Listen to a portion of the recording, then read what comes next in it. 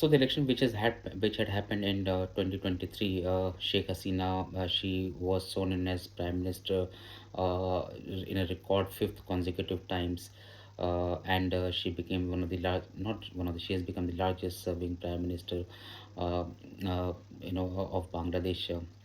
However, what had triggered down to this whole controversy, this whole protest, also has some history, and I believe it is not as easy as it seems from outside. We'll do a little bit analysis of that, but before that, just to give you a kind of a flavor of the international participants, the election which was conducted in 2023, where a lot of where the major opposition party BNP, they had boycotted the election. Uh, After she had won the election, Sheikh Hasina won the election. The America did not accept this verdict. The UK did not accept this verdict. A lot of major nations across the world, they have not accepted this verdict. However, India has accepted the verdict. China has accepted the verdict, and Russia has accepted the verdict.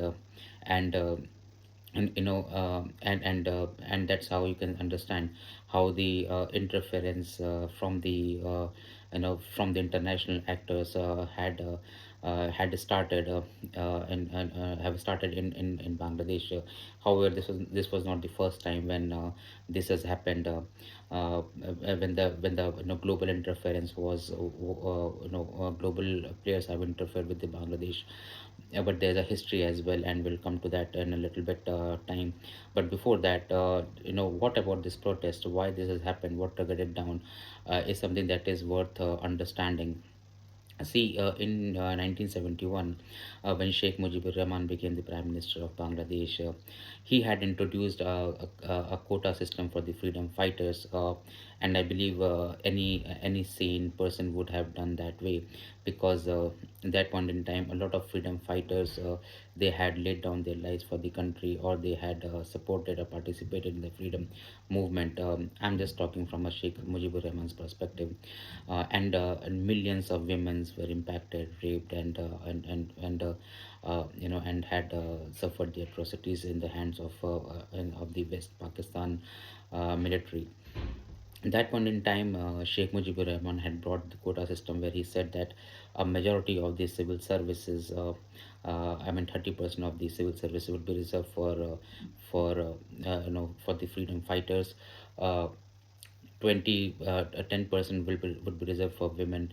10% would be reserved for women for the people from backward district.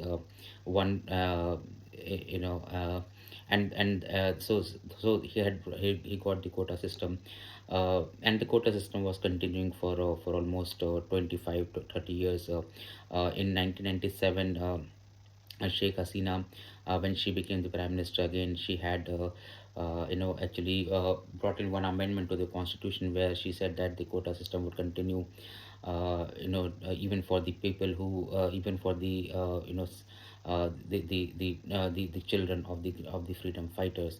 And people were a little bit angry about this decision, because what they had in their mind was, the quota system for freedom fighters is a valid thing, but why the quota system is being given to their next generation, is something which they were not very happy about it. So there was a little bit discontent which has started brewing among the people of Bangladesh. And in 2000 in 2017, in 2018, the quota system, there was again, sorry, in 2011, Sheikh Hasina had brought another another mandate, another change in the quota system, where she had continued with the quota system. But at the same time, she had also introduced a kind a continuation of the quota system, even for the grandchildren of the freedom fighters, and that had got people angry. See, Sheikh Hasina had a very emotional connect with the quota system. Imagine from a daughter's perspective, when she knew that her entire family has been butchered in Bangladesh. So she would see a lot of people in the bureaucrats and the army with the suspicion, and she wanted, definitely as a politician, she wanted to cultivate a loyal bureaucrats, a loyal army, a loyal police, to her, and that's how the politician, they normally work. Some and it has been happening across the world, so it is not something which was unique to Bangladesh. However, the population of Bangladesh was growing. The young population was coming in. The jobs was not there. The jobs were not there. The economic condition of Bangladesh was not good, and people were literate. Bangladesh and the Bengali people, they have been known for their intellectual prowess. They have very intellectual. In India, the entire independence movement has been started from the Bengal, which is at that point in time a unified was part of India. So the people of Bangladesh, obviously they were they were more aware, if not educated. I would say they were more aware. They understood uh, they understood how to protest. They knew how to mobilize people for their own cause, and they were not wrong. They were rightly so, because the job opportunity were not that much, and civil service was only lucrative a opportunity for them. Though I would say the textile industry was flourishing in Bangladesh for a long time, because of their natural advantage of cheap labor, and the cotton was also readily available from India. So the raw material was easily available, the labor was cheap, and they were doing well on the in the RMG industry, which is like ready-made garment industry, and they were having this but the problem was that in this kind of industry, the normally the wages were very low, and people who were educated and who come out of the college, they were not very uh, fond of this kind of job.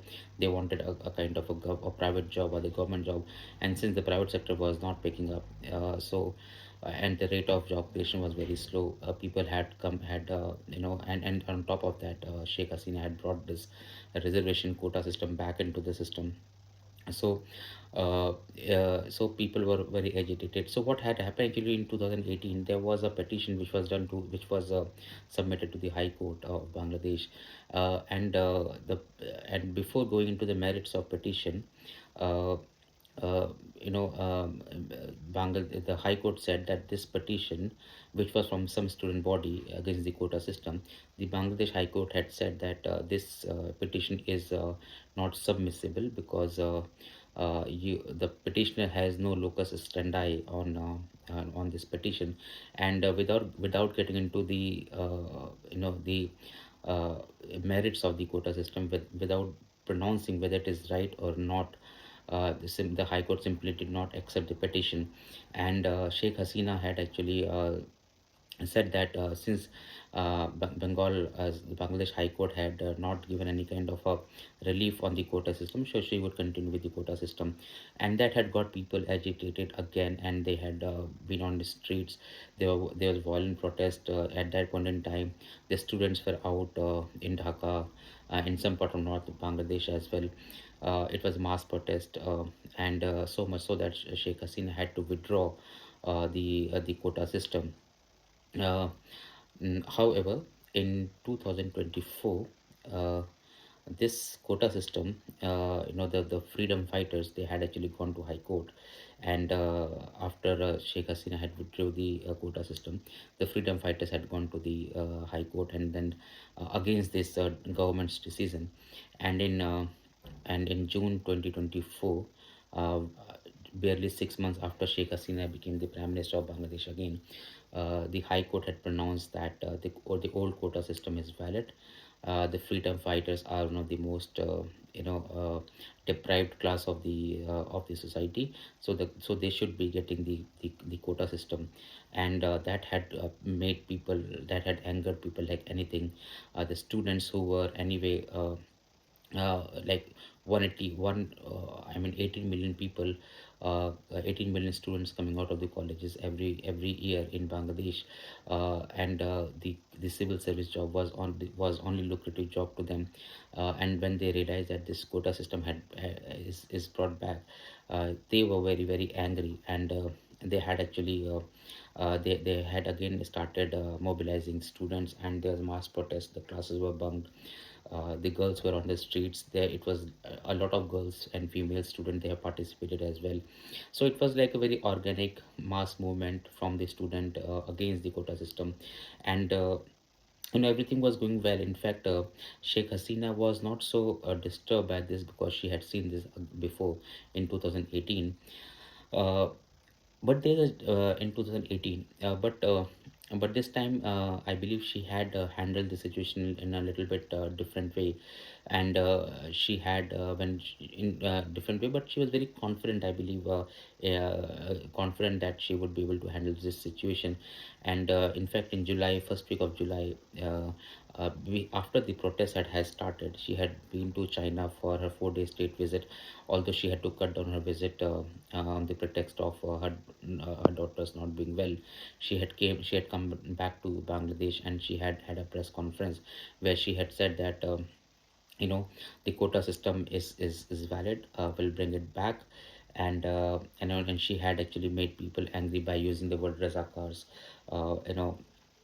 She had said that if the quota system is for the freedom fighters, if not freedom fighters, then who else should be getting the quota system? Will it be razakars? And razakars is a kind of slang. It is not considered to be a good word in Bangladesh, because razakars had a history of supporting Pakistan during partition of during creation of Bangladesh. And Raza Khan had actually helped the Pakistani army, and which had actually raped and killed millions of people in Bangladesh. So it was more like a slang, a curse word for them, and that had angered people, students a lot. And on top of that, she had used a high-handedness approach to calm down students. Uh, uh, and the army was called in. The rubber bullets were fired, the tear gas were fired among on the students, and this has actually angered the students further, and they were of the view that now Sheikh Hasina is behaving in a very dictatorial way, and that's how the dictator, whole narrative of dictator Sheikh Hasina had gained momentum across the Bangladesh.